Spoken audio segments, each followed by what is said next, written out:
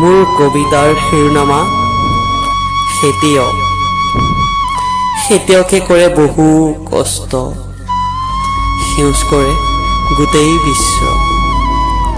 হৈ উঠিল সোণালী পথাৰ, কিন্তু বহু কষ্ট। ময়ো খেতিয়কৰে পুত্ৰ, সেউজ পথাৰৰ দুটা ৰং, সেউজীয়া আৰু সোণালী।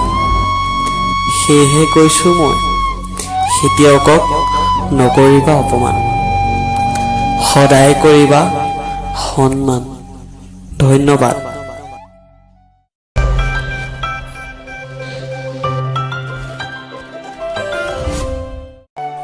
যদি আপোনালোকে কবিতাটো শুনি ভাল পালে তেনেহ'লে লাইক, কমেণ্ট, শ্বেয়াৰ আৰু লগতে চেনেলটো ছাবস্ক্ৰাইব কৰিব।